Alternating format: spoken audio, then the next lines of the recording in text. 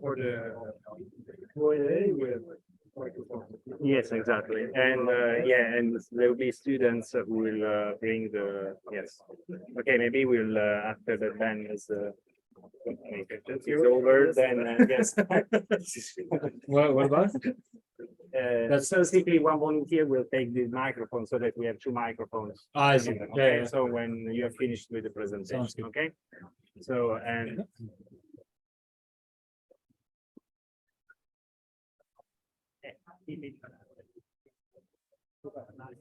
Nice to meet you now in person. I don't know if you recognize me. You do seem familiar. From the tunnel sanctions of yours. Oh, yeah, exactly. Nice to meet you too. Yeah.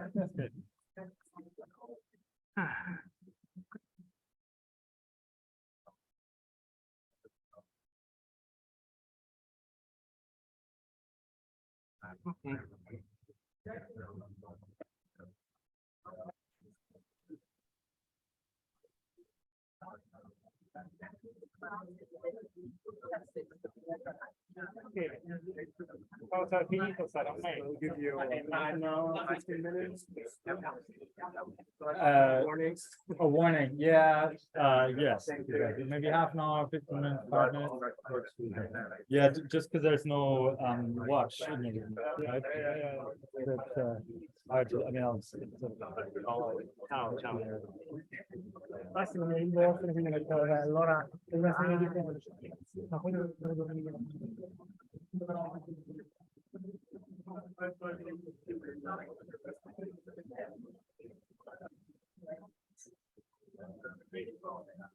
You're in Bielefeld? You're not German, are you? Okay, okay. Come out, Deutsch, please.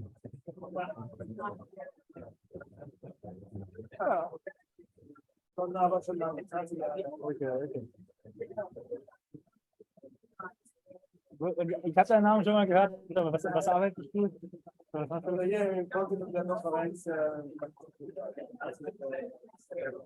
Was bitte? Ja, genau. Ich mache auch eine große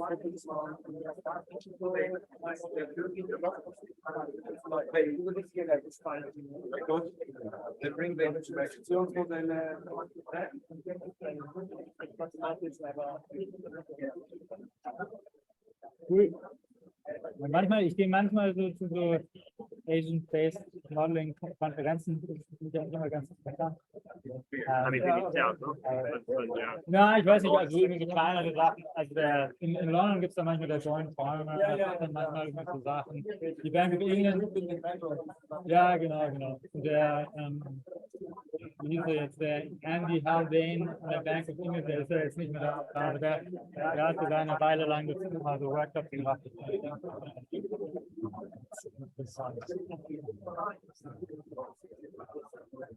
Ja, was interessant gemacht ist, ja, Ja, genau. ist nicht ein anderes, Nee, 100%ig, habe ich auch immer gesagt. Und, was ich vorhin immer gesagt habe, er soll aufhören zu sagen, irgendwie im Makro gibt es keine Heterogenität. Das ist so eine Sache, die öfters so auf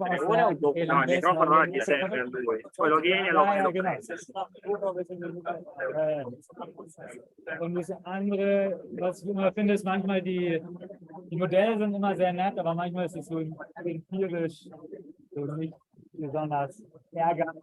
Also die versuchen sich mit den Daten irgendwie zu verbinden. Da könnte besser sein.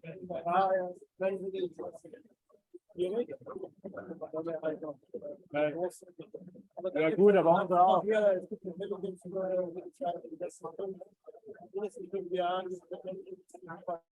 Okay, very good. So now I think here and there the Konferenz Stimmt, also das letzte Mal war auch ehrlich gesagt vor Covid, als ich da mit dabei war. Aber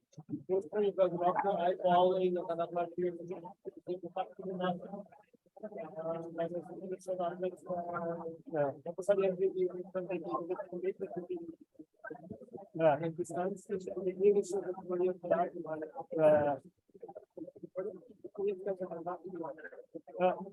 ja, okay. Das ist mal nochmal reinschauen.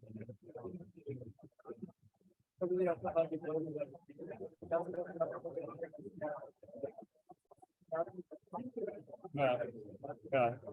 Und eine Sache, die auch noch kommt, ist jetzt eigentlich relevant für was ich am Ende von meinem Talk sagen will. Was ich immer gedacht habe, ist ein super guter Selling Point von diesem sorry.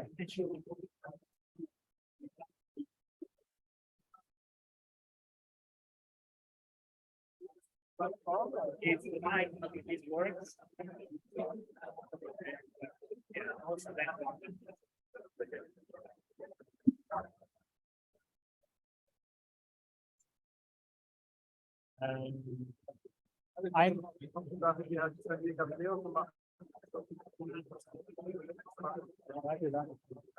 Nee, ein Selling Point sind so.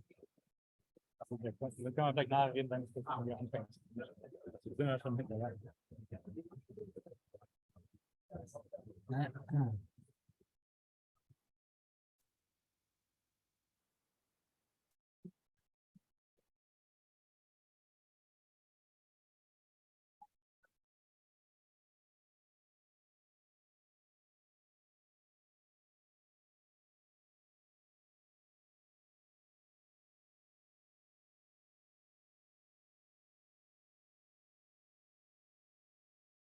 Ich fange auch noch nicht an.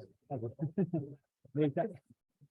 dann würde ich sagen, ein Selling Point ist ein Problem von unseren Modellen mit diesem ganzen Forward-Looking Behavior ist, dass wenn man Aggregate Risk hat, dass die Probleme wahnsinnig kompliziert und schwer zu lösen werden. Aus einem Grund, wo ich nachher darüber sprechen werde, dass da halt, wenn die Leute Rational Expectations haben, dann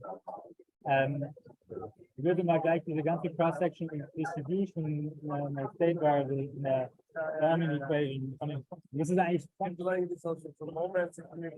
Ja, das gibt es natürlich auch, aber das ist, also meine Meinung ist, dass das eigentlich kompletter Quatsch ist. Wir müssen einfach die Annahmen ändern.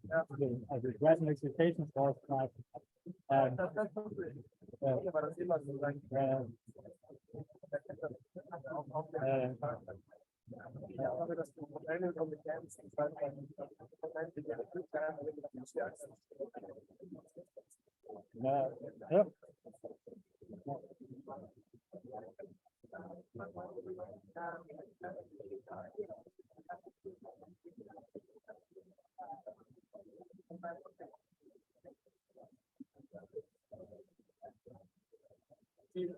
So who's are you starting this or? No, I think. Oh, sorry. Yeah, you're starting. Okay. Okay. Okay. So thank you for being here. So just a few words before giving the floor to Herbert and to Ben. So about the tram. So unfortunately, tram will stop circulating at 10 p.m. tonight. It was also the case last night. We're sorry for that. Unfortunately, we do not decide this. But this implies that the last tram from Barros, okay, will stop at 20 to 9. Okay, so 8:40 p.m. to come back from Barros. Okay.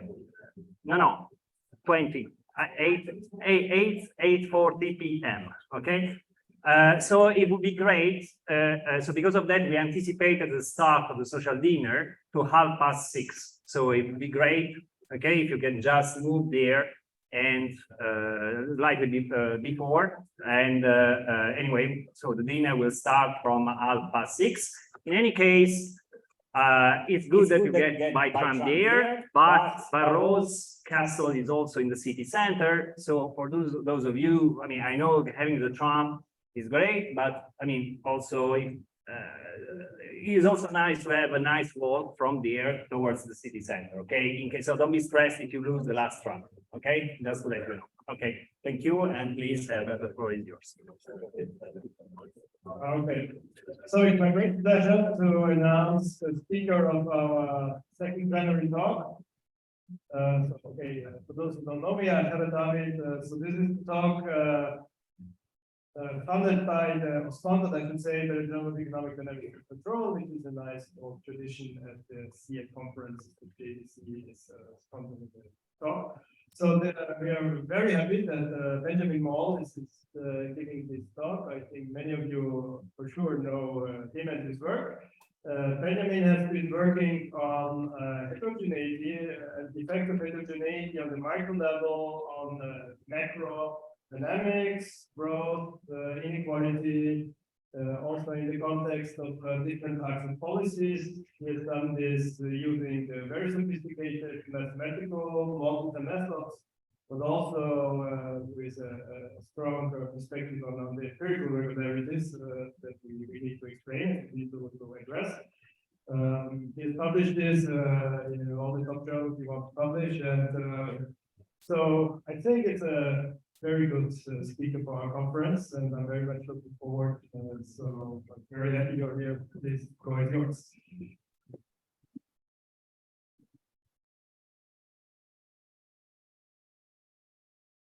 Fantastic. Thank you very much. Thanks very much for coming. Really great to be here, and nice to see some familiar faces as well. So this is going to be about heterogeneous agent macro as a gateway to behavioral macro. Really, sort of at least half of it is going to be about one specific paper, which is this paper here with David Lips and Peter Max that I packaged in a bit of a more grandiose, if you want, way. So, that's why I titled it. Okay. So here's the plan. What I'm going to talk about. So the first, I'm going to give you some general consideration about this idea of heterogeneous agent macro as a gateway to behavioral macro. And given this is a method about computational economics, I'll talk about some computational methods that I've been using that we also find useful for some of this work, namely finite difference methods for solving continuous time heterogeneous agent models. So solving heterogeneous agent models as systems of partial differential equations that I've been working on. And I'll present this specific paper about present bias. It's supposed to be a little bit of a baby step in this maybe behavioral macro agenda, and then I'll say something a bit disconnected at the end about solution methods for heterogeneous agent models that I've been saying for some time to people who've been listening, I guess, which is, I think there's something that we're kind of doing wrong when we solve heterogeneous agent models with aggregate risk. So these Purcell-Smith and the Mann type models. That we need to change what we're doing. And I'm going to say what the problem is. I'm not going to tell you any proposed solution. I think it's sort of an important thing to work on. Okay. Okay, so let's start with these somewhat more general considerations. So you know, I've been working in this area of heterogeneous agent macro. Many of you will be familiar with it.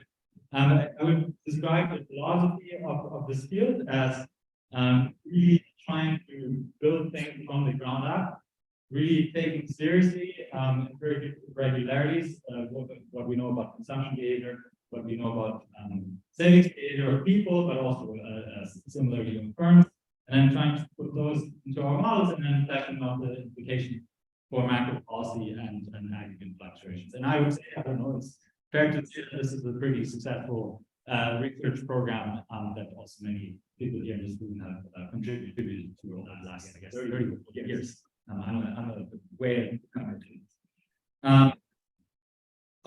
there's a separate literature, which is the household finance and behavioral economics literatures.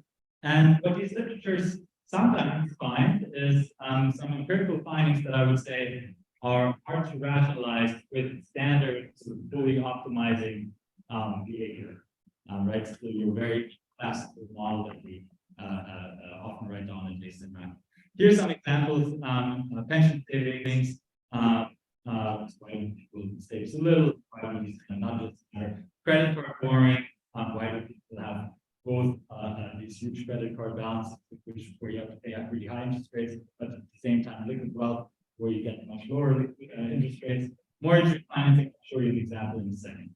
And then what this literature does sometimes is propose alternative models that do rationalize empirical findings. And what I kind of argue is that I think we should try to bring more of this into macro.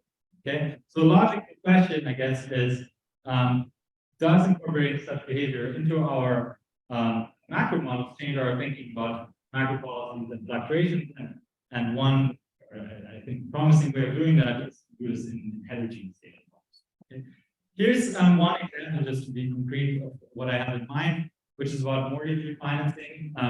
And the empirical regularity is that people basically don't refinance quickly enough when they should. So this is about countries like the US, or I should say, with fixed rate mortgages, right, where you have to then actively refinance, interest rates change, and that people leave large sums of money on the table.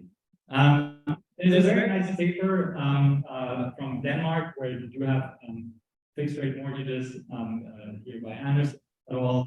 And in Denmark, we also have very good data.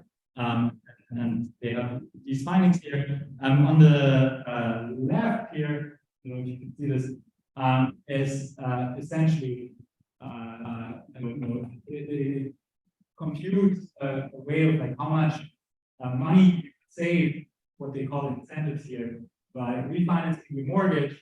That's the gray histogram. And the black line is what's the observed probability of refinancing. Essentially, in a fully rational model, what this should look like is the black line should be 0 here, and then it should jump up to 100% as soon as the incentive of refinancing this model. Okay.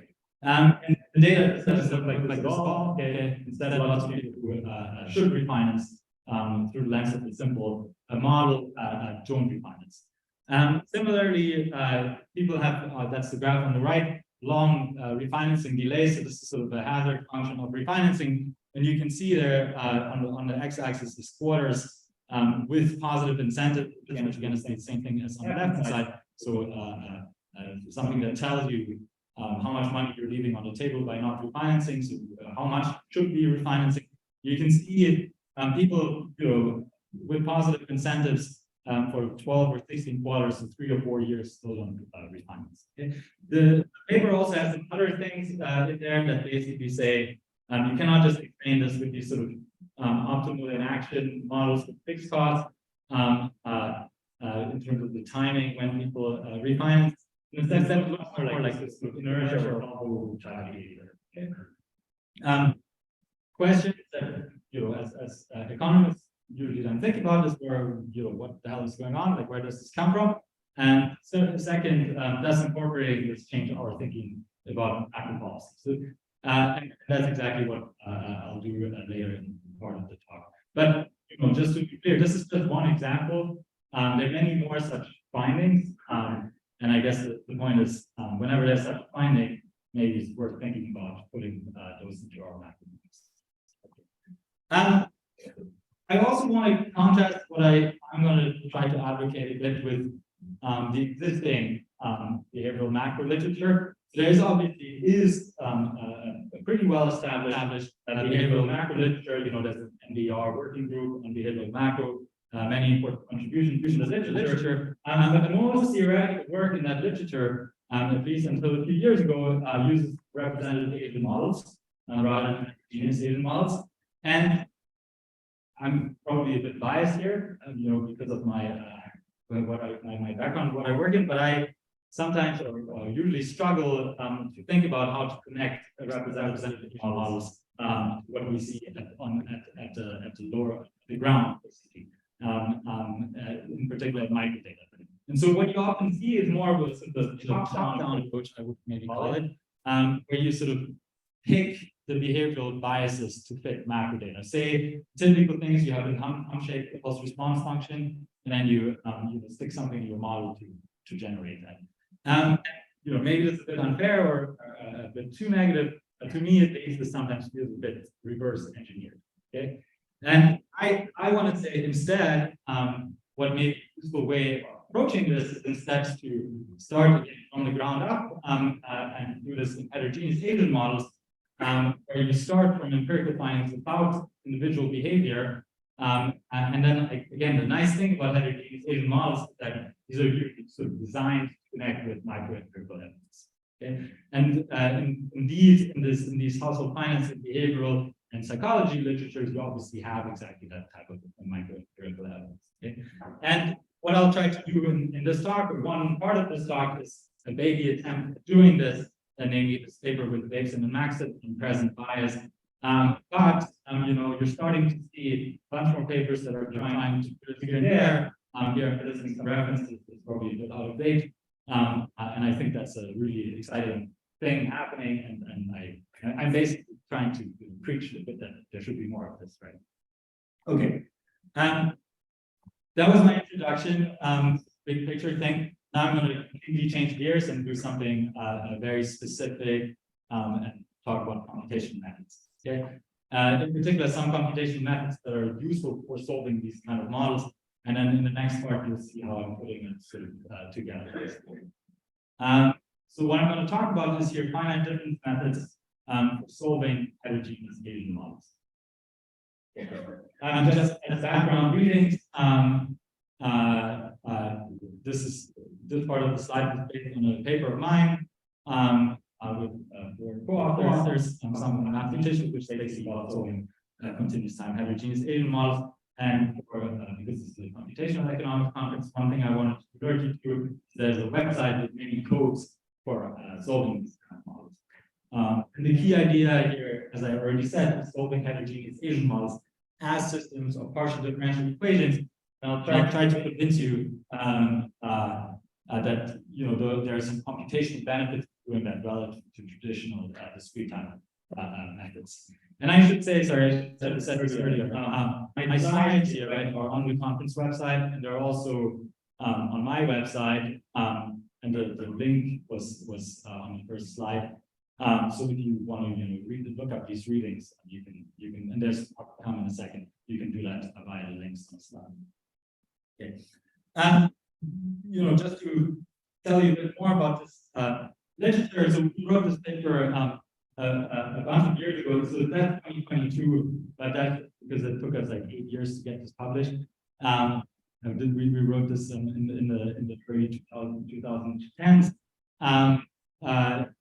There's actually been a lot of other really smart and impressive economists working with this similar idea that you can solve heterogeneous Bayesian models as part of different equations. Just to give you some examples of what the cool stuff that people have been doing with this from a computation perspective. Here's some references that solve more complicated versions of these models than what we originally did, namely models with aggregate risk. And there's some really exciting things there. You can look through the references there that there's some people doing these really rich global methods. There's these people doing deep learning methods, of course, in the third paper. And it's sort of I kind of thought the computational part was interesting when we started working on this, but this has really sort of way exceeded my expectations when we started working on this. All the cool stuff that people have done with this. So this is really nice. Okay. So I'm going to start super simple, however, and particularly instead I'm going to start with really the simplest text heterogeneous model you can think about. Okay. And this is from this 2022 paper that was there 2 slides ago. So here's the simplest heterogeneous agent model I can put right down. So the model is there's a continuum of households, and they're heterogeneous in their wealth, A, their income, Y, and they solve this kind of problem. If you want, there should be sort of I subscripts on the variables, right? Because there's many different households here. But suppressing those for limitation simplicity and also to maximize your present discounted value of utility consumption to that standard. And then they have a budget constraint here, and the budget constraint says your savings. So that's the gross change in your wealth is equal to your income plus your labor income, maybe if you want, plus your interest income minus consumption. And then so A is wealth, right? And income here in this simplest version just follows the two-stage cross-sum process. So the way to think about it is employment and unemployment is a good example, right? So at some lambda 1, you switch from being employed to being unemployed, and at some grade lambda 2, you switch back. But here it's just completely exogenous. Okay, you can do much richer models, more complicated income processes, but this kind of model is like the simplest one that has all the ingredients. Okay. Importantly, then there's also borrowing constraint. That's the last equation. So your wealth is larger, it has to be larger than some number. For example, if a lower bar is equal to 0, then you cannot borrow at all. Okay. So this is probably super boring standard for a large fraction of people in this room, but I just wanted to write it down so everyone's on board. Then, of course, you also have the general equilibrium model. We also have an equilibrium condition. In particular, the simplest way of doing this is to write it down as a Haggett model for people who know this, which is the assumption that these assets here, this A is just bonds, and the bonds are in fixed supply. For example, in zero net supply, meaning that on the economy as a whole cannot borrow or save in parent more has to be a lender. Okay, so far so good. I think that should be pretty familiar to many people. Here's what the policy functions look like that come out of this. Okay, on the left is the consumption policy functions. On the right is the saving policy function. The way I do this is on the x-axis of both graphs as well, where it says a lower bar, that's the borrowing constraint. And then let me talk about the graph on the left-hand side first. The blue consumption policy function here is the one for the unemployed guys, and the red consumption policy function is the one for the employed guys. Okay, and not surprisingly, I guess consumption is increasing in wealth, okay, and also increasing in income. So if you're employed, you have higher consumption than when you're unemployed. And on the right-hand side is the savings policy functions that come out of this. The savings policy functions here are, this is the change in your wealth. So it's a continuous time model, right? This is A dot, and the horizontal dashed line, that's 0. Okay, so that line is positive, it means you're accumulating assets. If that line is negative, you're decumulating assets. Okay, and what you can see here is that this is the saving policy function for the unemployed guys. This is the saving policy function for the employed guys. Okay, and then the way to read this graph is an exercise is to basically sort of follow a person over time, or also as that household experiences different labor supply shocks, right? So one way of doing this would be, say you start employed with some level of wealth here, then you're going to accumulate wealth according to that saving policy function here. So you're going to travel over there. So say then you lose your job, then you switch to that other policy function, then you're going to decumulate wealth when you're unemployed, and then depending on the sequence of shocks you're going to turn around in that state space there. Okay, you can already see this model will give a nice stationary distribution across the wealth distribution. Okay, and indeed, what you have there is this is what a typical stationary distribution look like, right? Which is here's two densities for the employed and the unemployed guys. And the interesting thing to see there is there's a point mass, the Iraq point mass of people, of unemployed guys at the borrowing constraint. Okay, and then the other thing that's also interesting, I should have said earlier, is these consumption policy functions, of course, are very curved and very concave at the borrowing constraint, meaning that poor guys have higher market consumption too if you give them the transfer, which is really one of the main things why we built these models, right? Is because we want to deliver this empirical finding that some people have high MPCs, in particular low liquid wealth. Okay, so this was a sort of a 3-minute crash course on the basic heterogeneous data model for those who don't know that. Okay, there's a question: what do the equations look like in the background? I'm going to kind of flash this slide pretty quickly. So basically, what you have in the end is a continuous time bounding equation for the consumption saving problem, and then you have a law of motion of the distribution. In continuous time, that's called a Moll equation, right? Where the evolution of wealth is going to depend on the optimal saving policy function that comes out of that equation. Okay?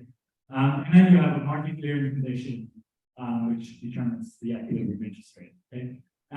The structure of this is basically exactly the same as in the discrete time heterogeneous agent models. It's just that these equations are partial differential equations rather than these more complicated equations we typically have in discrete time. And really, like the entire model here is on that one slide. So in the end, we just have this sort of a coupled system of partial differential equations, right? Where the interesting or also challenging thing is, what people do depends on the distribution, because the prices depend on the distribution, and the distribution depends on what people do, because the distribution evolves according to the savings policy function. Okay, so that's what makes solving this challenging. We'll come back to that at the end.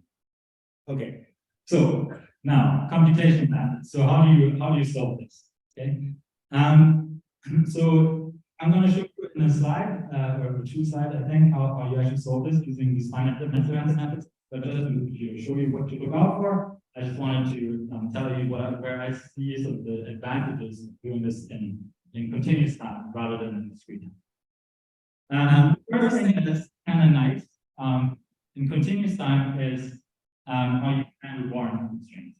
Okay? As we know in these models, heterogeneous models, when you have warrant constraints, you can get these occasionally binding constraints that can be a bit of a pain in the neck, basically, right? You have an inequality in your Euler equation, and the question is how to handle that. Turns out that here in continuous time it's actually way easier. Why? It's because these first order conditions are actually going to hold with equality everywhere on the interior of the state space, and you're only going to have warrant constraints, at least in this form at a greater than a lower bar, ever at the bottom of the state space, okay, which is a lower bar. And why is that? The intuition is, well, it's a continuously moving state variable here, right? And so unless you literally have the warrant constraint within an infinitesimal amount of time, you're not going to get there. And so that's why that just mathematically, warrant constraint is not going to show up in the bounding equations when you're unless you're already at the boundary. Just because that doesn't mean that only the saving behavior of the people at the warrant constraint is affected. That's not true. So that sort of behavior, you can sort of see it in the savings consumption policy functions here. Even there's a lot of complexity in the consumption policy function and saving policy function. But just mathematically, the way it shows up is second.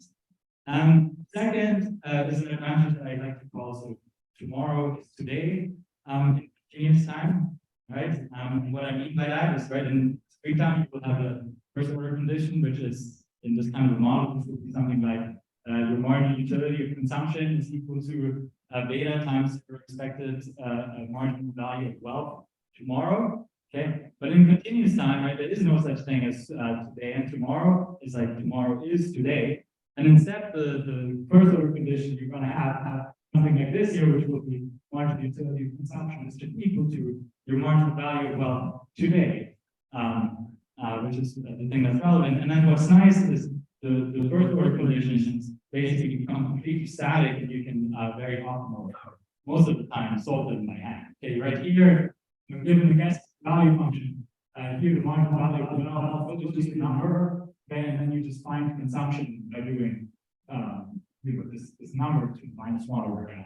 Okay, for people who are familiar with this is kind of a bit similar to Carroll's endogenous grid method, except that you don't have to do an endogenous grid, you can just do an exogenous grid and it comes straight out of the math. It's kind of nice. The real thing, I think, where you get most of the speed gains is the third one here, actually, which is sparsity. Okay. So it turns out when you solve these bounding equations and distributions, it's kind of similar to what you do in discrete time. In particular, when you iterate on a bounding equation, say you're going to have some sort of a transition matrix that tells you how you're moving around in the state space. And when you solve that bounding equation, you're going to typically invert that matrix somehow. Turns out that what's very nice in continuous time is that these matrices are often very sparse. Okay, and then as we all know, computational libraries have very good routines for handling sparse matrices, and you can solve them. But you think that these matrices often end up being tridiagonal, or at least block tridiagonal. For people who don't remember what tridiagonal means, it means a matrix where all the elements are zero except the ones on the diagonal, and one to the right of it, and one to the left of it. Okay. The reason is that what we're going to do is discretize the state space, so say for well, and then once you discretize the state space, though, what's going to happen is because it's continuous time, you're only going to move forward. Okay, you're only either going to stay where you are, or you're going to move one step to the right or one step to the left, and that's kind of very nice computationally because it makes these matrices bars. So you're not going to go like 5 steps to the left or 11 steps to the right, like you may do in this screen. And then the final thing that's kind of nice is what I call here the 2 birds with 1 stone, which is that you can solve the distribution for these Moll reporting equations usually very efficiently, essentially in a way that's tightly connected to how you solve the bounding equation. In particular, by just working with the transition matrix of the kind of product that you form anyway for computing the bounding equation. This is actually something that you can do in discrete time as well. I'm sure many of you notice it's sometimes called non-stochastic simulation. So there's really no reason to ever do Monte Carlo simulation in these models. Okay. There's a bunch of very nice math here, which has to do with something with differential operators and the joints of each other, which are when you discretize them, these matrices being transposed. Okay. So now I'm going to show you an algorithm for doing this. For solving the simple model that I had there, I'm going to be able to solve it in I don't know, half a second or something like this. I think like the general equilibrium of that model. I'm sure like all of you are super amazing programmers, and you can do that as well in this free time. Okay. So for that simple model, I think actually the continuous time doesn't buy that much. Okay. But where it then starts to buy stuff is the more complicated models. Okay. In particular, what I have in my model is convexities. I think lots of very interesting models in economics have non-convexities. These kind of poverty trap type models, you have housing and minimum down payment requirements, these kind of things. Solving time problems, I'll show you this later. In particular, things like refinancing your mortgage, when should you refinance your mortgage, when should the firm exit an industry, these kind of things. And then if you have more than say 2 or 3 state variables, and so you have many assets, you want to do transition dynamics, or you need models with aggregate shock. So the things that are hard in discrete time, that's I think definitely the real thing. Okay. So now I've sort of had 2 slides on sort of selling mode, just telling you all the things that are great about it. So let me just briefly explain to you how it actually works. Okay. So here's 2 slide summary of 5 different methods for solving Hammond-Jekyll bounding equations. Okay. So here again is the bounding equation that you have in a heterogeneous Asian model. Sorry, I should say. I'm first going to tell you how to solve the HAB equation, and then later on in the second, I'm just going to tell you how to solve the distribution. And I'm going to argue that that's super easy once you solve the bounding. Okay. So here's your HAB equation. Just to emphasize the generality, you can actually use the same solution method for any more complicated bounding equation. Here's one way of writing this. The way I wrote it here is to do some n-dimensional state vector x, some period return function that depends on x, some control alpha, and then there's some so which was depends on the generator, which tells you how the state evolves, and depends on the control, right? So in the heterogeneous state model, this entire thing here on the right would be this operator, and then the operator depends on your control, consumption effects, and how much your assets evolve. Okay, and what you do basically, or what we like to do is we like to use a finite difference method to offset this. So what does this mean? It's very simple. It just means that there's a derivative in here. This is the partial differential equation. In this case, I guess actually just an ordinary differential equation. More generally, this is the differential operator. So this is the partial differential equation. And then what you do basically is whenever you have the derivative, you approximate it using a finite difference approximation, which is just to say that you're using sort of the definition of the derivative, right?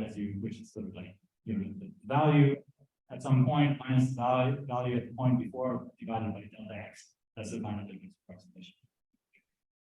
When you do this, and here I'm skipping a lot of steps. Okay, when you do that, something very nice happens.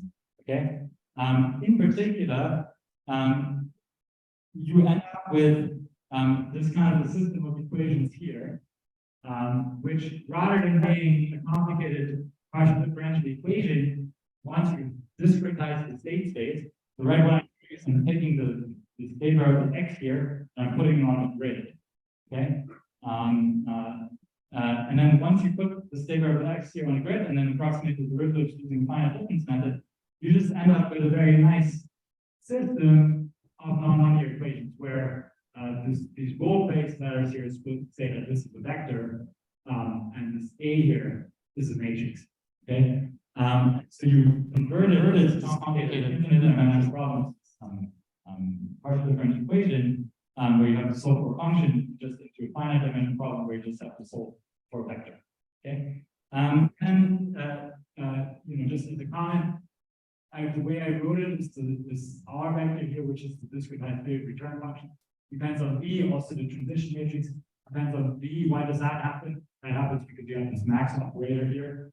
In particular, the control, right, is makes the thing non-linear. That means you have to iterate on this thing in a complicated way, but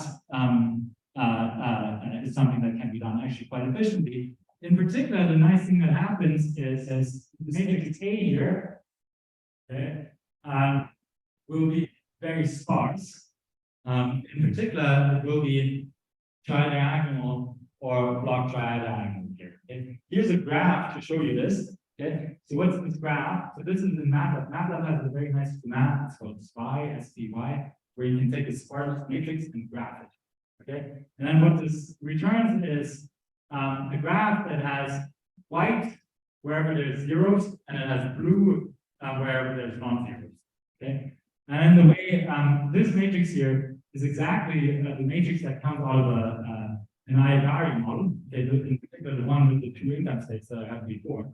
Okay, and the way to read this is up here. This is the transitions of the low income state people, conditional on keeping their income state and how they move around in the state space.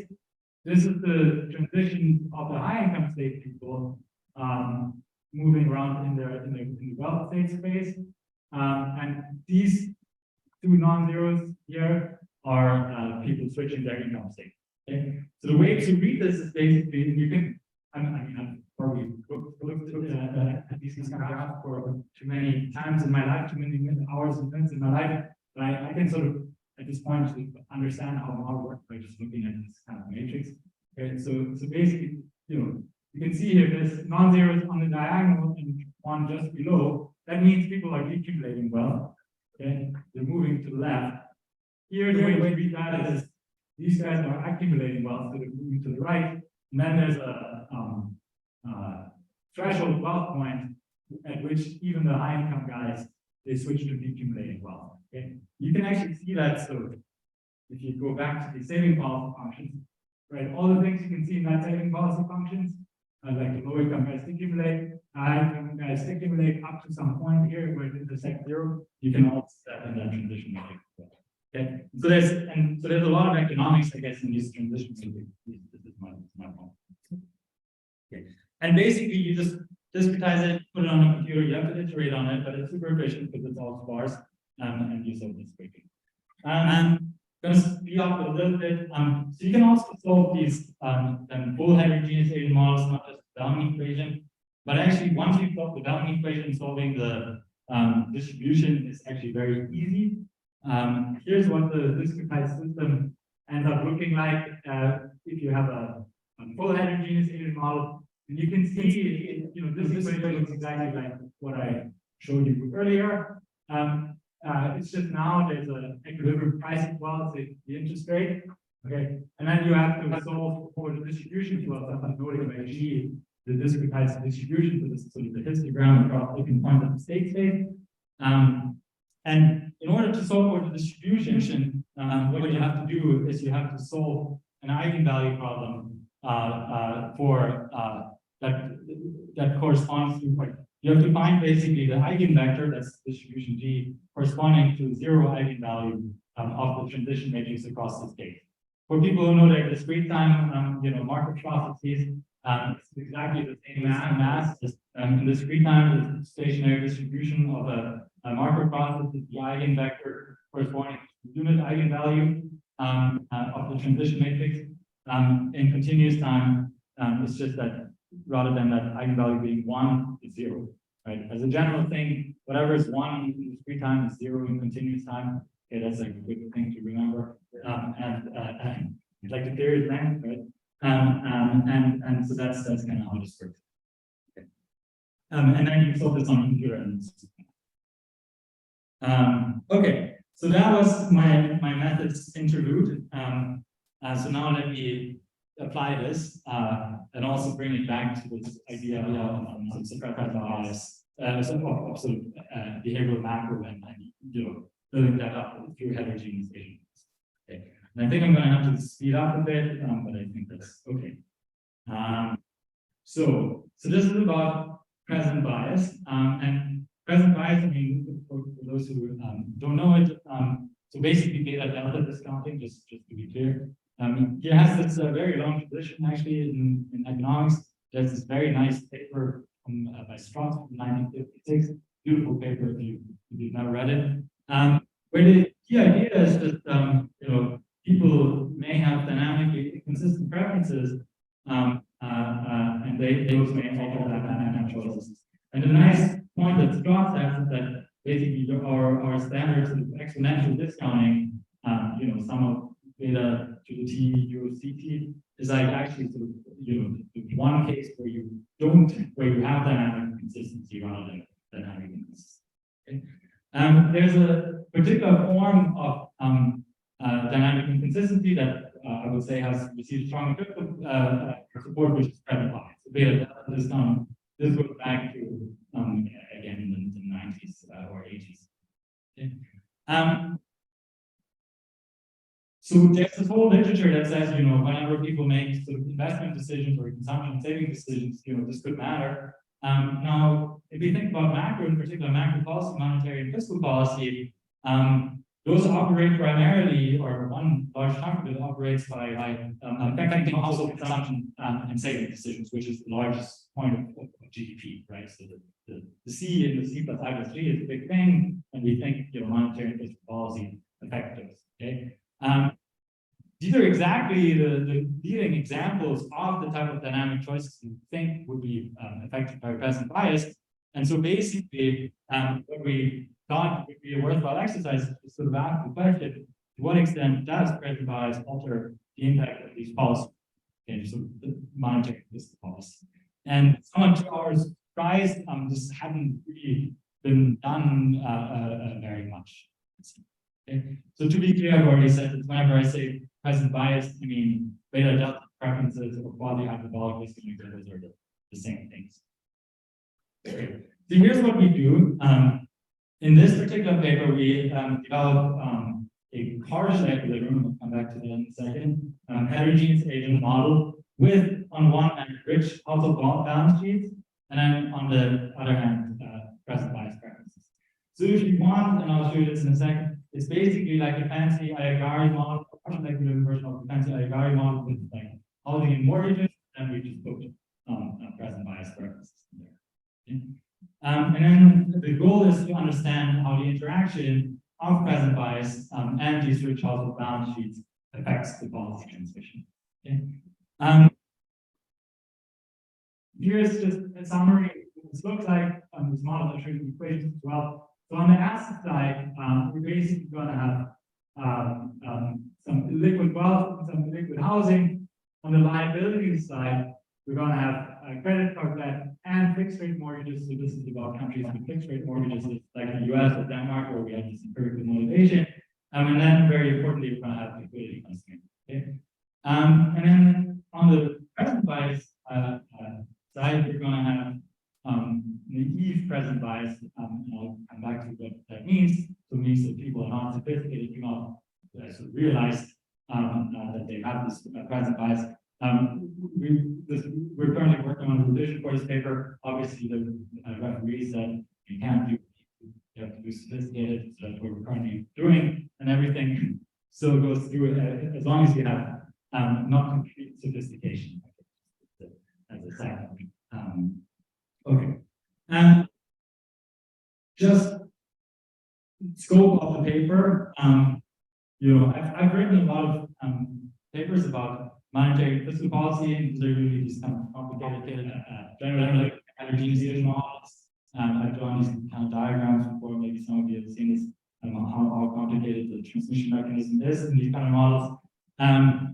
This is not one of these papers in particular. We're basically only focusing on the partial equilibrium effects of monetary and fiscal policy. So it's the effects on the left-hand side of that diagram. So standard intertemporal substitution effect, and then more importantly, income effects of some sort, in particular for those working through mortgage rates. Okay, but we don't have the full general equilibrium here, and the reason for that is we thought, you know, one step at a time. It's already complicated enough. We have to kind of figure out how things work. But you know, at some point, someone should do it full G. Okay, here's what we find. So we find that present bias for fiscal policy amplifies the potency of fiscal policy. So when you just send out stimulus checks to people, you know, like they like to do in a bunch of countries, like the United States, for example, where everyone gets $5, you get more bang for the buck for every dollar you spend. This is not particularly surprising. I think people will have had this situation before. There's some existing papers that present bias increases margin capacity to consume. This is exactly what happens here. And it's the interaction of present bias and people that warrant that gives you high indices. Okay? The more interesting thing that happens here, I think, is actually what happens for monetary policy. As I'll show you, what you get is that also for monetary policy, when you have present bias individuals, the potency of monetary policy gets amplified. However, there's like an important but to this, and the important but is it slows down the transmission speed at the same time. Okay. So how does this work? And this I will spend some time talking about. So why does amplify the potency of monetary policy? That has something exactly to do with mortgage refinancing. Okay? In particular, one thing you can do in both our model and the real world is when you refinance your mortgage and you can get a good interest rate from your bank, is you can walk out with a larger balance than you walked in. Okay, you can do what's called a cash out refund. Okay, so you can basically extract equity from your household. So that's called as ATMs. And so the way this works here is that people do this here, in particular when interest rates fall. You know, people, this is an attractive option. That some liquidity in household would then do this. And then what happens is these households they think they take out this cash out to pay down their credit card debt, but then instead they just spend it all on a big party, basically. Okay, so they just spend it all down because they have these self-control issues. Okay, so it's the interaction of present bias generating these high MPCs and people doing these cash outs that gives you a more potent monetary policy effect on consumption. But at the same time, what happens is that present bias actually slows down the transmission speed. And the reason for this is that present bias also generates something else, which is some refinancing inertia due to procrastination. Okay, so here's how this works basically. So people basically in this model, they see that there's these nice low interest rates that you can get at the bank. But then basically, because they're present bias, they always say, oh, I'm going to refinance tomorrow. Okay. But then, of course, when tomorrow comes around, they also again say, I'm going to refinance tomorrow. And so through that mechanism, you're basically going to get some procrastination and refinancing behavior. That connects back to the empirical motivation we had before, which is basically that exactly people have these long delays and leave a lot of money on the table, not refinancing their mortgages, even though they should. Okay, and I'll explain this if I have time. Okay. It's basically just an application of a well-known result from the behavioral literature. There's some nice papers by Matthew Raven from the 90s, things called like doing it now versus doing it later. There's the classic result, which is if you have actions that require paying immediate cost, but they have a delayed benefit, then present bias individuals are going to postpone or procrastinate it. Okay? And then the only thing we're really saying here is, look, like refinance mortgage is exactly one of those things where you have to pay costs now. You have to go to the bank, all the paperwork is a pain in the neck, and you only get the benefit over time because you have to pay a lower interest rate payment. And that leads to procrastination. We think this is interesting. Why? Because both effects of present bias move the model closer towards the data. As a side note, we think this procrastination is actually kind of interesting, maybe in particular regarding the current debate about inflation. I don't know how many people have been following this. It is inflation is super high. Central banks have been raising interest rates like crazy, but inflation is just not coming down. Right? And there's sort of a debate why. Okay. This kind of mechanism, I think, can potentially help explain this. Why? Because it sort of puts some sand to the transmission from monetary policy to aggregate demand, right? So what we see in the real world, or at least what some people argue, is that aggregate demand remains stubbornly high, even though central banks have been raising these interest rates like crazy. One potential explanation here is that is this kind of procrastination.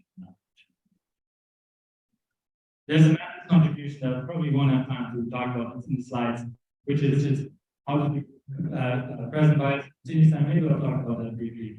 And then solving these option value or stopping time problems as these HGB, what's called Gaussian variational inequalities, which I think is maybe interesting and good for some of you guys. Okay. So here's the model. So now I'm going to have to manage my time a bit given behind. So I'll flash by some equations quite quickly and select what's important. So first I'm going to show you the household balance sheet. I've already said it's like an IRR model with mortgages and housing. I'll show you the preferences, and then I'll show you how this generates procrastination, and I'll show you the theoretical results. So these are some of the key equations. So there's a continuum of households. It's a normal structure like in the IRR model. They have some income. Now they have multiple assets, some liquid wealth B, some housing H, and some mortgage M. The key equations here are, this is your evolution of your liquid wealth and mortgages. And the key thing is when you're not refinancing, you have to take some of your disposable income and use it towards paying down your mortgage. And there's both an interest payment, and then you just have the principal repayment where we're assuming that you repay a fraction side of your mortgage each year. Okay. There's a credit card limit, the lower bar, so your liquid wealth cannot be too negative. And there's an LTV constraint when you refinance, so your mortgage cannot be larger than a fraction of your house. Okay. There's also a wedge, I should say, between the borrowing and lending rates. So basically, when you borrow, your liquid borrowing B is negative. That's supposed to capture credit card debt. You have to pay a really high interest rate. I will skip this. And then basically, because of the part of equilibrium, when we're going to say fiscal policy, it's just going to be giving people feed, basically giving people just a chunk of money. And then when you say monetary policy, it's just exogenous changes in the interest rate R. Okay, so it's not a full partial equilibrium model, just to be clear. Okay. Let me kind of skip this. So I've already said it. So there's this cash out refinancing model here. And there's a fixed cost for refinancing. Let me turn to the time preferences. So we have this E present bias. Again, beta delta discounting. Just to remind you, what this normally looks like is a discrete time warm up, and this should hopefully be familiar to most people, right? So beta delta discounting is just there's an additional discount factor beta, and then you have going from today to tomorrow. Okay? And so this is biased towards stuff that's today, but then from tomorrow to the day after tomorrow, and so on, there's standard exponentials. And we have an E present bias. I've already said this, which is just to say that current cells believe that future cells are time consistent, which then, of course, when tomorrow comes, they're not. Okay. Turns out it's convenient to do this in continuous time. Here's how you do present bias in continuous time. So you basically just have a discounting function that looks like this here. So the black line here is your standard exponential discounting function. So you have years here on the x-axis of time here. You have your standard thing that the more in the future you are, the more you discount. What does present bias look like? Instead, you have this discontinuous discounting function, right? So today you don't discount, but then as soon as something is like epsilon in the future, you discontinuously discount it a lot more. That's how it turns out this is very nice and convenient. I'll show you this very quickly. Okay. I'm going to have to skip this. Happy to take questions about this later. So basically, I've already said this present bias here. Another thing it does, and that's nice, is it generates this procrastination. Okay. And again, this connects back to the evidence you have on mortgage refinancing in Denmark, where people seem to do this. Okay. Procrastinate on refinancing. Let me do this very quickly. So, what does present bias? Present bias here means you have to remember data, and when data is less than 1, it's people are present bias, and when data is equal to 1, that means you have standard exponential discount. I wanted to point out one thing to you, and I'm going to flash this slide quickly. So here's how the present bias works out. And so there's this idea in the discrete time literature that present bias is like super complicated and leads to complicated computational problems like discontinuous policy functions and so on. Turns out like all those problems are not there in continuous. Okay. Here's how this works basically, and it's super simple. So this is what things look like in continuous time, or without present bias, so exponential discounting. And I've already shown you this kind of first order condition before. So we have marginal utility of consumption is marginal value of wealth today, and you have like an isolated. Okay. Now, what happens with the present bias is something very simple, which is you basically just mathematically, or when you do this on a computer, you basically solve the same exact problem as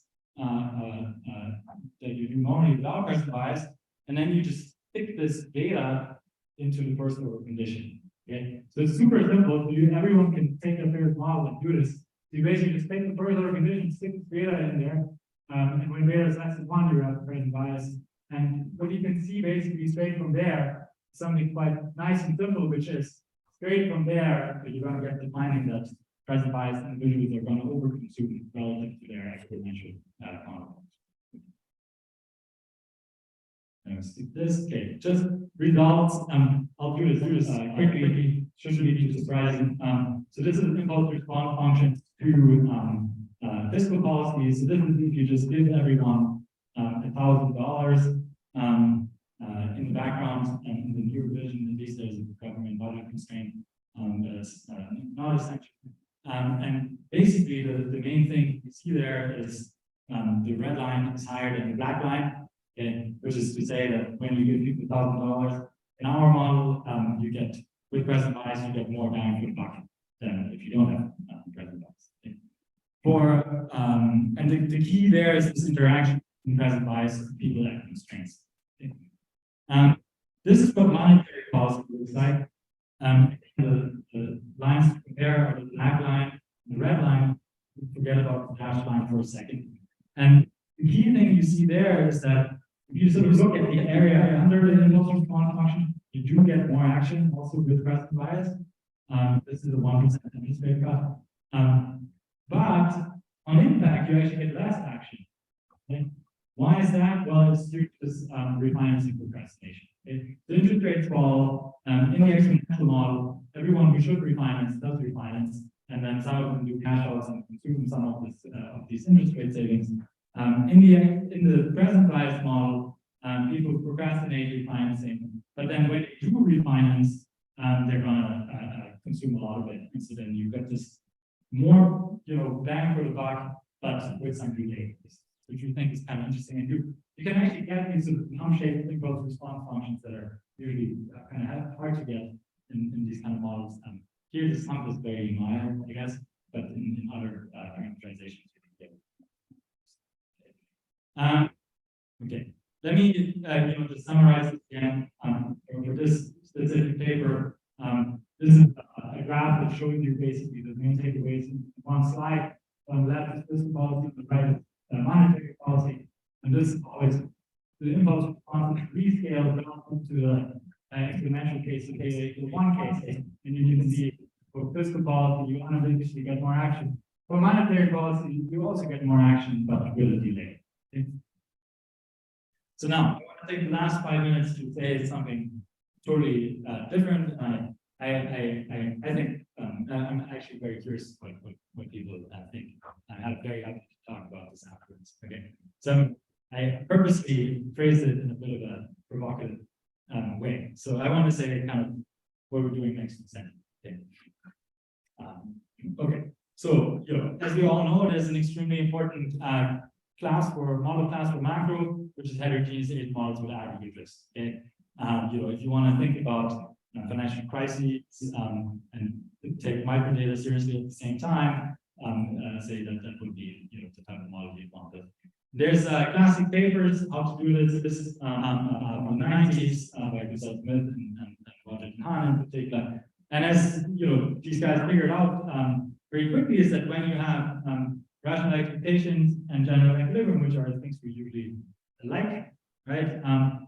Something complicated happens, namely that the cross-sectional distribution enters household decision problems. Okay? So in particular, concretely, when you solve these models, the cross-sectional distribution, which is an infinite dimensional object, becomes a state variable from the value function of the households, like in the bounding equation.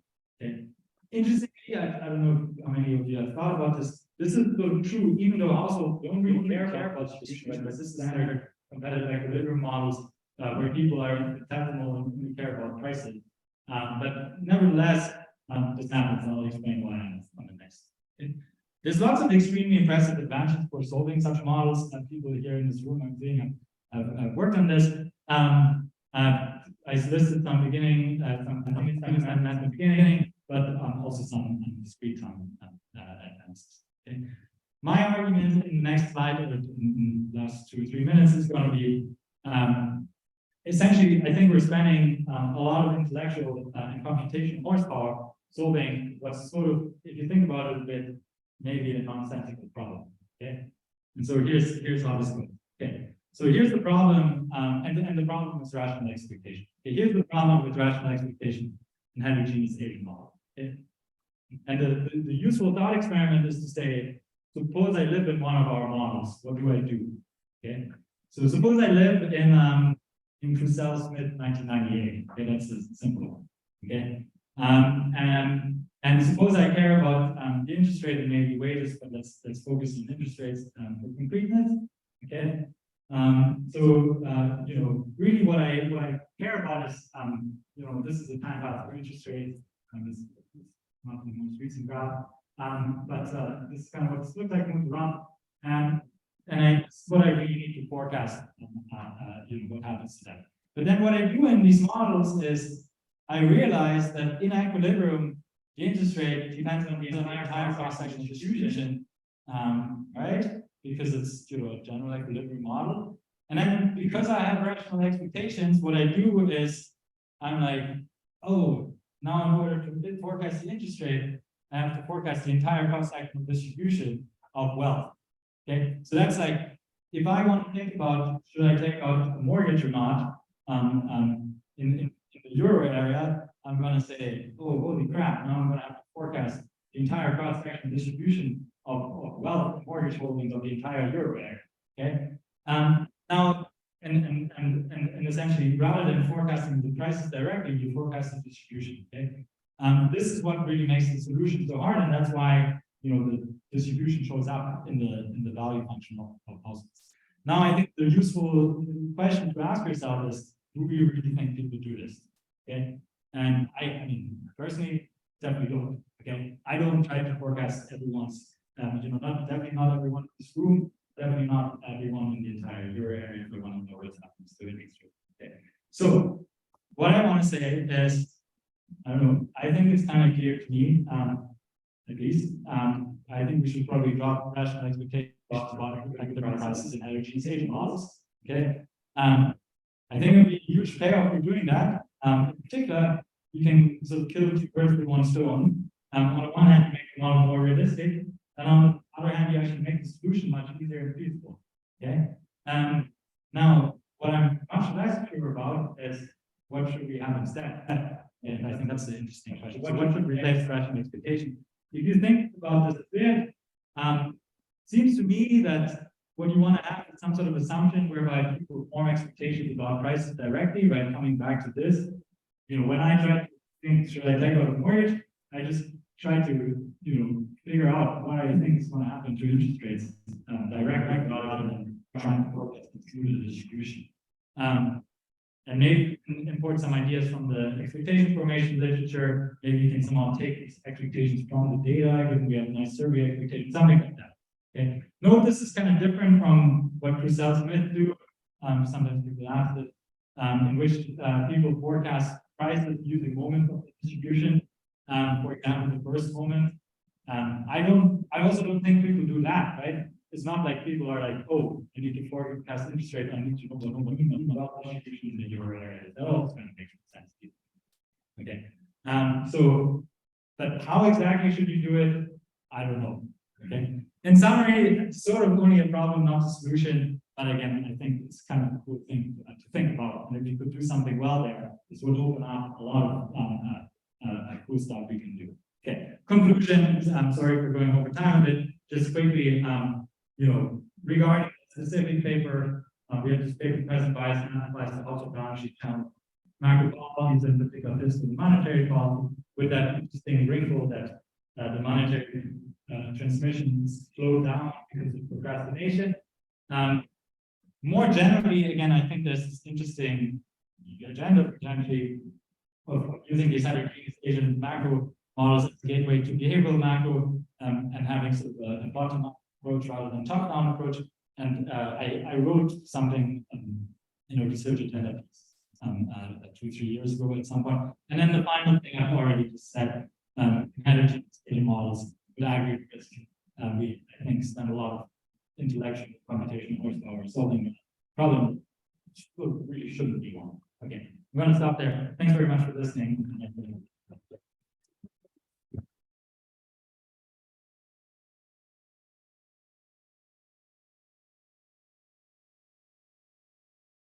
Okay, thank you very much. Very rich, thought-provoking, opening. Several questions. So, any questions? Yes. Microphone coming.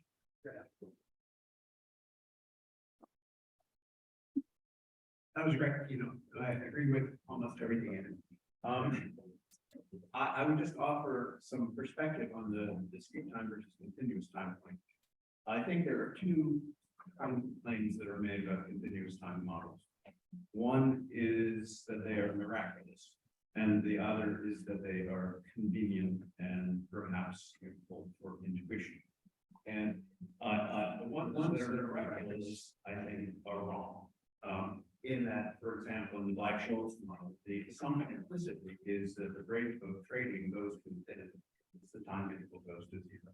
And that makes no sense. We see what happens when the rate of trading tries to go to infinity. That the markets shut down. You're not doing that. But I think that it is always the case that if the model is only convenient and not miraculous, the discrete time approximation is going to be close to the continuous time approximation as you take the time interval back to zero. So then the question is whether, when you look at the discrete time version of the model, you think that the structure of the model is the structure that you want, the structure that is sensible. And for making many conceptual points like the ones that you make, I think there can be a lot of different useful conceptual frameworks.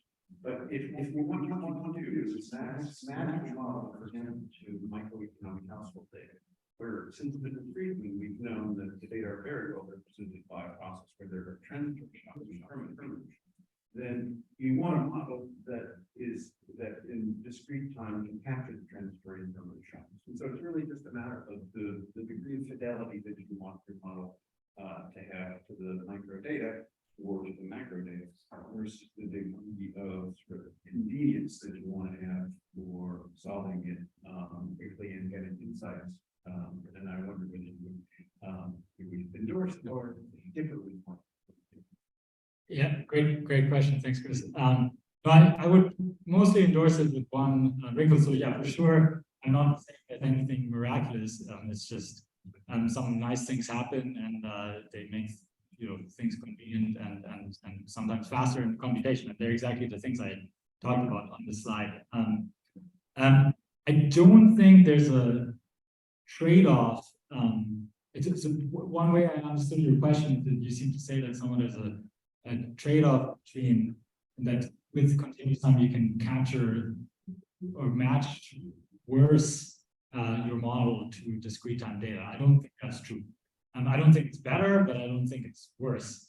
Essentially, because what you can always do is when you have a continuous time model, you can always time aggregate whatever comes out of your model and match whatever comes out of your model to the discrete time data. And you can write down a continuous time process that's going to look like a permanent transitory process when you time aggregate it over discrete time intervals. But you have to have jobs, so this process stuff is not. So exactly. So I definitely all my income processes that I ever write on these models always have jumps. No, and I level staker. You need to have a shock at the level of your assets to correspond to not that distant continuity which can be handled, but not with smart things. But there's still going to be they're not going to be as smart anymore, but there's still going to be a lot of sparser than there would be in the street time. The street time sparse one that you can say is this the or not. Yeah. It's not really Yeah. different. So again, I think okay, let me maybe say something else, which is I think the nice thing here, especially from a computational perspective, is these codes just end up being very sort of, concise and simple. And you can, if you're a good enough programmer, you can probably do a lot of these things here with like a lot of additional, with a bunch of additional lines of code, right? You can do the second thing here with the anonymous straight method. But it's just like here, it pops straight out and you don't need an extra line of code. And I think it's more generally. So basically my claim is none of you will be able to write code that is equally fast as mine with the same or fewer lines of code. So that's the challenge. We can I'm in dangerous territory here at a computational economics conference. But if you figure this out, I'd be curious. Please send it to me. Okay, Ben, thanks for the great talk. I agree with you. Let me talk to about the last minute. I agree with what we are doing right now. Doesn't make any rituals, right? Nobody knows what's there. African is let alone any. But the reason I think why we are doing this is not because we want to make it very complicated. I think alternatives, like if think about a Russell Smith type of method, but people operate, let's say directly on a VAR with the relevant prices. Right? This is much more realistic. I look at the prices that are around and I'm interesting. I estimate a VAR, whatever, and can I optimize based on the VAR on observations. Unfortunately, it seems, I mean, I've been thinking about this for a while, but it doesn't make it easy. It makes it more realistic, but doesn't make it easy. Why? Because then, so the stack, the cross-sectional distribution is predetermined. It's the same, but prices are in large equilibrium. So basically, you are forming expectations about future equilibrium objects conditional on current equilibrium objects. And in terms of solving this, I don't think that it makes it easier. Right? So you're saying you're killing two birds with one stone, and I'm afraid you're only killing one bird. That's not idea. Yeah. No,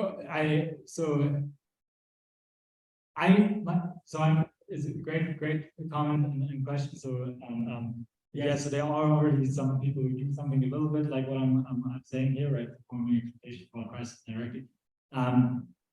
So I agree with that.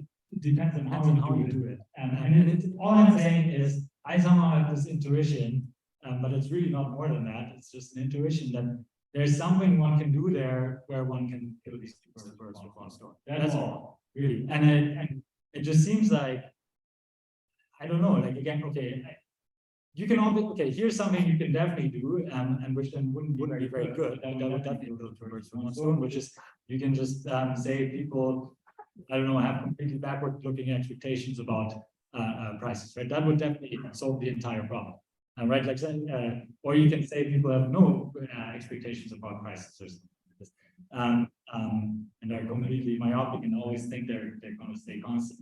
I just think that there's somehow the potential for doing something that's sensible and actually corresponds to what people do in the data, and at the same time makes the solution easy. And that's exactly going to be, you know, the hard thing to figure out what that is. If I knew how to do it, I would have, like, you know, written that paper rather than telling all of you, you know, that this is a good thing to work on. But I think it's sort of exactly the interesting challenge. Could I make a sort of quick point that the behavioral macro group has basically interpreted behavioral macroeconomics as trying to model expectations, both the we collect them and use and the models underneath them, just using the data. So that's one of your ideas, but that's where NPR behavioral macro is. That's what they're doing, which is great. Yeah, exactly, but they should do that in heterogeneous Asian models, I guess. Then. Andrea? Yeah, I have a general question actually. What are the pros and cons of your approach vis-a-vis macroeconomic agent-based model where you have heterogeneity, bounded rationality, and also interaction, also because the results seem to be more or less in line with what you can get with this type of model? So my type of heterogeneous Asian models compared to Asian-based models. Yeah. Great question. No, I mean, I think we were chatting earlier, and I was saying I've been going to some Asian-based model conferences sometimes, and I've always found them very enjoyable. I think there's two things where I like my kind of models better. The first one is I do think that, you know, people react to incentives, and the way we model consumption and savings, say, is better than you know, just having some rule of thumb where people just eat some fixed fraction of their income. It's a lot harder work, but I think it's better, and you know, there's some empirical evidence where I think, you know, what our type of consumption models correspond better to what we see in the data than you know, what Asian-based models try down.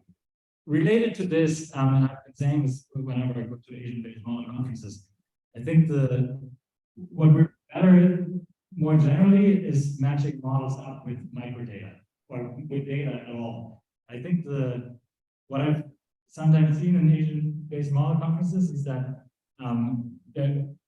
the models are super interesting. You can get all these interesting mechanisms and so on, but then the connection to what we see in the data is not super strong. And I think that, but I think that's actually something that in principle you could change, right? Like you can write down Asian-based models and do all the hard work that we often do in macro to trying to connect this with like rich micro data set, right? You can take your Norwegian administrative data and match them up with your Asian-based model. That's something you can do. I think actually regarding this last point, Asian-based models have a big advantage over our heterogeneous Asian model because, for example, that whole problem that I just described there, you just don't have in an Asian-based model, right? We're in a sense, writing down these super complicated models, and we're somehow, wedding ourselves to these very strong assumptions like rational expectations, but that then also make our life harder and I think actually limit a lot of the type of models we write down, right? I think if we somehow get out of this problem that I'm describing here, we would have much more interesting macro models like interesting nonlinearities and exactly the kind of behavior that we see in the Asian-based literature. So I guess maybe the way to go is to try some of the synergy if you want. Yeah, just a quick reaction. Actually, you don't need to have fixed audience in this model because the principle also there people can learn. So, for instance, they could change the margin of consumer. Yeah. And with respect to the data, well, actually, I would say that a pretty good advantage, at least for the moment, in matching all the statistical data, the statistical property to see the macroeconomic level for us, firm distribution, and so on. But anyway, I think that the two things can go along and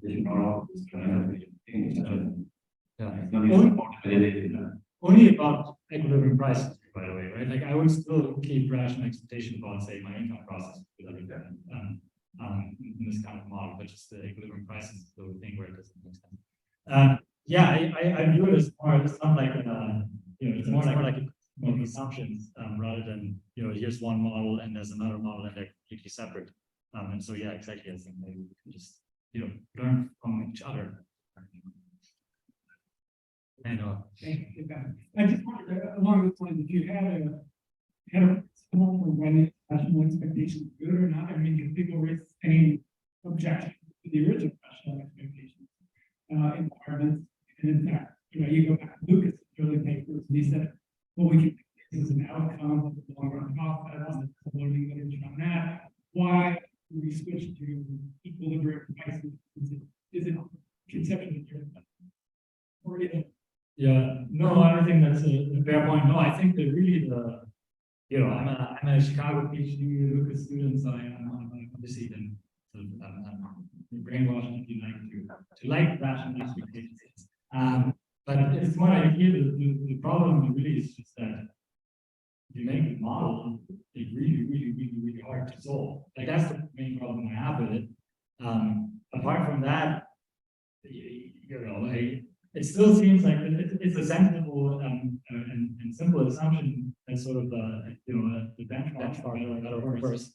And so I really do put that in my models, but then it prevents me to resolve the model that I actually want to write down. That's when I would say that's where I would draw the line. But I do think also apart from that, we should also be more open-minded about non-rational expectations. I do think that's important. We should sort of shed the shackles of some of the traditional macro assumptions that some of the older people were for some reason very religious about.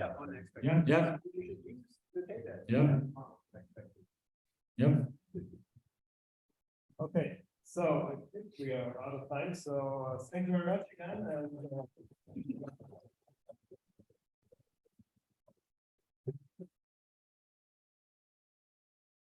okay, so please, just few announcements. So you have directions to Barrows by tram on the back of the leaflet of the program that was given to you at the registration. Also, please, you don't need to buy tickets. Okay, well, because, well, we already provided you with a ticket and you have it, for the Trump ticket, and you have it just in your bench, so you can use it. And final, so what I said at the beginning of the session, say that, so the last round will be 8:40 p.m. So of course you can stay even after 8:40 p.m. at the dinner. So the dinner will stop at 9 p.m. as announced on the program. Simply there will be no Trump, no return Trump after 8:40, but you can, if you want, you can go back to the city by walk. Okay? So see you there, and yes, thanks.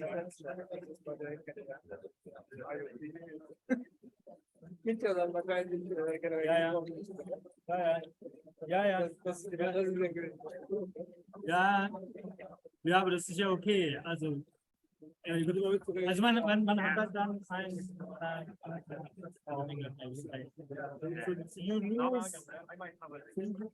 you know, like I wrote down this Bellman equation here, right? Like, I mean, the really cool thing about this present bias is you just have it on the current.